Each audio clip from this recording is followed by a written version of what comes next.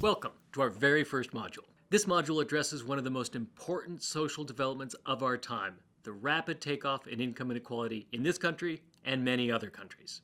Although social scientists are often critiqued for failing to predict the recent market crash and the Great Recession that followed, in fact, they failed even more spectacularly to predict the recent takeoff in income inequality. The field has, however, been scrambling ever since, and now, some 4 decades after the takeoff began, we know a lot about why it happened and what's driving it. We know so much because some of the top social science talent in the world has taken on the question of what's driving the takeoff. We fortunately secured much of that talent for this module, and we've asked them to present their results on the sources of rising inequality. This is a complex field, so we're going to give you a crutch in making sense of it. As you watch the videos, it may be useful to categorize the explanations into 2 key types. Those that understand rising inequality in terms of the outcome of simple market forces, and those that understand rising inequality in terms of the outcome of rent creation and rent destruction. We'll define rent for you shortly, but now we're going to talk about the first type of account, an account that focuses on the simple, competitive market forces that underlie the takeoff. We'll turn to Lindsay for that discussion. Thanks, David. I'll get right to it. The single most famous account for rising inequality starts with the claim that technological change, like the computerization of the economy, was the key shock that started the takeoff. These technological changes are skill biased in the sense that they increase the productivity of and demand for highly skilled workers. After all, if your workplace is full of computers, you're going to need pretty skilled people to run them, and they're going to be more skilled than their pen and paper predecessors. How does this technological shock affect workers? It's simple. As the productivity of these workers increases and the demand for educated workers increases, their wages rise as well. This account is consistent then with the rising economic payoff to schooling during this period.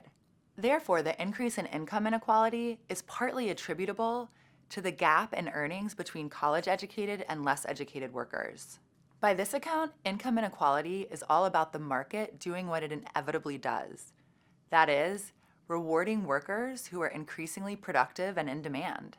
If this account is on the mark, then we should actually expect income inequality to continue to increase, as long as educated workers continue to become more productive, and as long as the demand for those workers continues to outstrip the supply.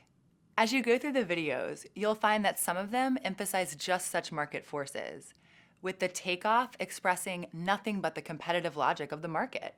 I have to interrupt here because I don't think Lindsay is fully owning this account.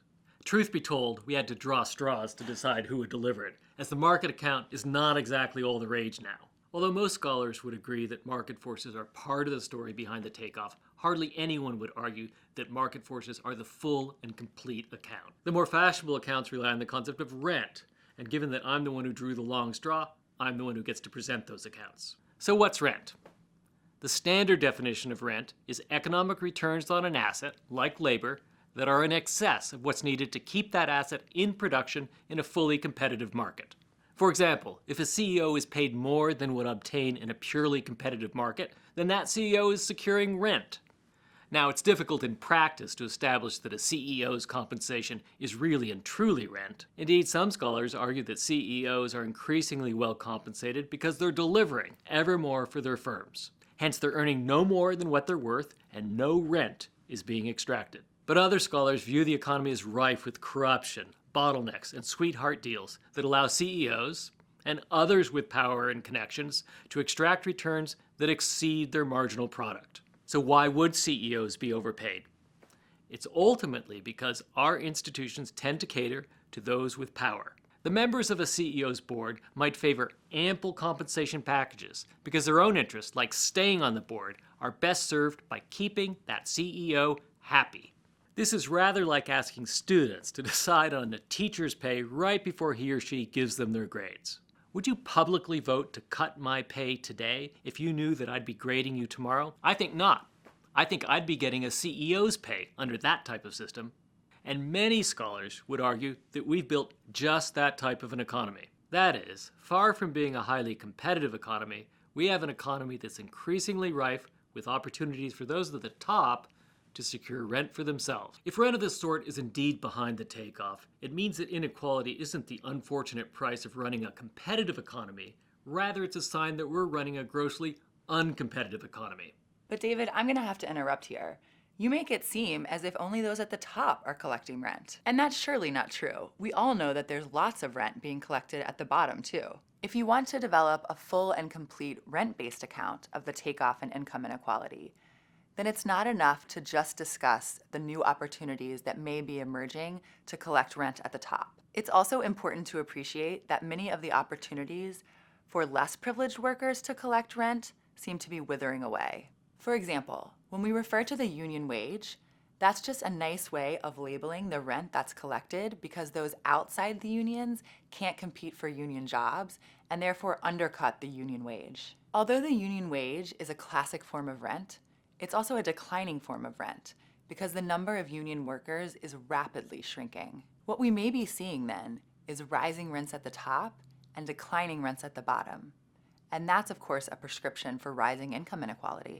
Thanks, Lindsay. It's time now to get to the videos. We'll start off this week with Emmanuel Saez presenting his now famous research on the U-turn in inequality and its relationship to changing tax rates. We then asked Larry Katz to talk about the dual role of schooling and technology in explaining the takeoff in inequality. The next video by Robert Frank introduces the winner-take-all economy and its role in explaining rising inequality. In the last two videos, Bruce Western addresses the effects of deunionization on inequality, while Richard Freeman asks whether we have too much or too little inequality. These videos aren't for the faint of heart.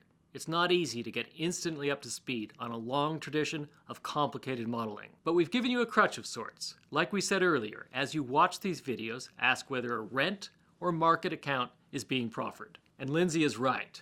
When it's a rent account, you'll further want to distinguish between scholars who emphasize new opportunities to collect rent at the top and other scholars who emphasize diminished opportunities to collect rent at the bottom.